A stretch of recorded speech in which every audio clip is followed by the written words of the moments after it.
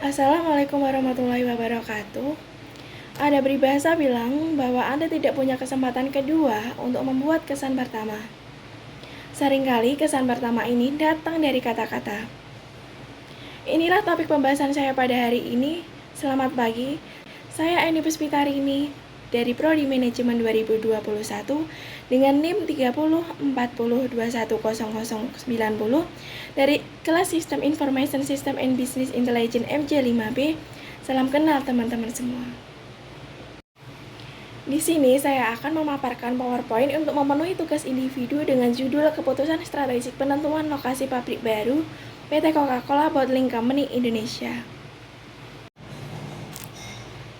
The Coca-Cola Company adalah sebuah perusahaan multinasional asal Amerika Serikat dalam bidang minuman, termasuk pabrikan, pengecer, dan pemasar. Perusahaan ini bermarkas di Atlanta, Georgia, Amerika Serikat. Perusahaan ini menjalankan sistem waralaba untuk distribusinya sejak tahun 1889, di mana The Coca-Cola Company hanya memproduksi sirup konsentrat yang dijual ke berbagai perusahaan pembotolan di seluruh dunia yang diberikan hak pemasaran dan penjualan eksklusif. Selanjutnya, Coca-Cola ini memiliki logo merah dan putih yang ikonik dan dikenal seluruh dunia. Terkenal dengan tagline Open Happiness, Coca-Cola selalu ingin menjadi brand yang dapat menciptakan kebahagiaan untuk semua orang. Melalui penggunaan tagline branding dan menciptakan happy yang cerdas, Coca-Cola ini mampu memposisikan dirinya sebagai penjual minuman ringan nomor 1 di dunia. Pada keputusan Unstructured, saya memilih lokasi pendirian pabrik baru di Jalan Pantura Jalan Raya Pati Juwana, Widoro Kandang, Kabupaten Pati, Jawa Tengah. Saya memilih lokasi untuk pendirian pabrik baru PT Coca-Cola di Desa Widoro Kandang, Kabupaten Pati, dikarenakan selain tempatnya yang sangat strategis, juga di pinggir jalan raya Pantura serta mudah dijangkau banyak orang, dan di tanah tersebut juga terdapat tanah yang luas serta dekat dengan sumber daya alam.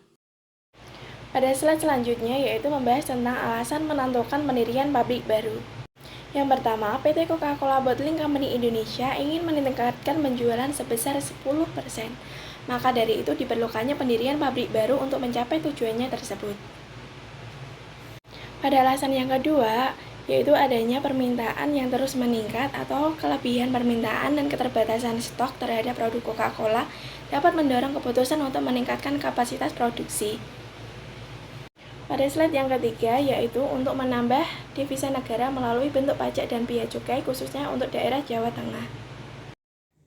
Pada slide yang selanjutnya yaitu membahas tentang informasi yang diperlukan. Yang pertama yaitu informasi rencana pembangunan pabrik, termasuk ukuran dan kapasitas produksi.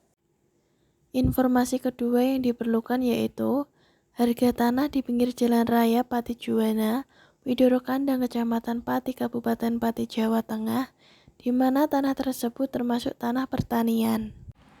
Informasi yang diperlukan ketiga yaitu adanya perizinan dan regulasi, di mana harus memenuhi syarat-syarat seperti fotokopi izin mendirikan bangunan, fotokopi NPWP perusahaan, fotokopi KTP penanggung jawab perusahaan, serta mengisi formulir permohonan izin mendirikan perusahaan.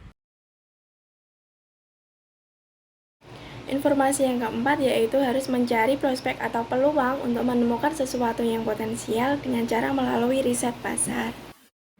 Informasi yang diperlukan kelima yaitu kebijakan pemerintah, di mana harus memperhatikan beberapa faktor kepentingan yang terkait di dalamnya seperti kebijaksanaan pengembangan industri dan hubungannya dengan pemerataan kesempatan kerja serta kesejahteraan dan harus berwawasan lingkungan. Informasi yang diperlukan terakhir yaitu perluasan pabrik, di mana perusahaan harus mempertimbangkan rencana perluasan pabrik dalam jangka waktu 10-20 tahun ke depan. Dengan masih banyaknya lahan kosong di daerah Widoro Kandang, dapat dimungkinkan adanya perluasan pabrik. Selanjutnya penilaian outlet yaitu ketersediaan infrastruktur dan fasilitas yang mendukung operasional pabrik seperti akses jalan, listrik, air, dan lokasi strategis dan komunikasi. Pada slide yang selanjutnya yaitu membahas tentang opsi alternatif keputusan di mana Coca-Cola ini menjadi salah satu produk pro-Israel. Coca-Cola disebut-sebut mendukung Israel dalam membombardir Gaza dan mentransfer dana untuk mendukung angkatan bersenjata di Israel. Opsi selanjutnya yaitu aksi memboikot produk Coca-Cola. Setelah Ronaldo menyingkirkan minuman Coca-Cola di atas meja, harga saham Coca-Cola langsung terjun dari $56,10 Amerika Serikat menjadi $55,22 Amerika Serikat. Saham Coca-Cola senilai $242 miliar Amerika Serikat turun menjadi $238 Amerika Serikat. Coca-Cola rugi 57 triliun. Sehingga dikarenakan terjadinya penurunan dalam kasus tersebut, Coca-Cola tidak perlu mendirikan pabrik baru. PT Coca-Cola tidak perlu membangun pabrik baru, cukup dengan menambah kinerja dan menambah mesin yang lebih modern. Alasan ini mengacu pada tidak perlu mendirikan pabrik baru, namun cukup untuk menambah dan meningkatkan kinerja seperti halnya menambah karyawan, memberikan pelatihan lebih karyawan, dan menambah mesin yang lebih modern. Dengan itu, perusahaan akan dapat dengan mudah untuk meningkatkan dan menambah kapasitas produksinya. Negara Indonesia dengan mayoritas Muslim, Komisi Fatwa merekomendasikan umat Islam di Indonesia untuk menghindari transaksi produk yang mendukung agresi dan memboikot produk yang pro terhadap Israel. Dengan adanya aksi boikot mengenai produk Coca-Cola sehingga berdampak pada penurunan penghasilan atau penurunan saham, hingga menurunnya minat dan daya beli konsumen serta mengurangi perdagangan internasional maupun ekonomi nasional. Namun, bentuk aksi ini tersebut memiliki dampak lain, yakni dapat mendukung geliat produk lokal semakin eksis dan dilirik masyarakat Indonesia maupun di kancah nasional. Hal ini merupakan peluang untuk menunjukkan kualitas produk lokal juga tidak kalah menarik dan dapat memenuhi kebutuhan sehari-hari.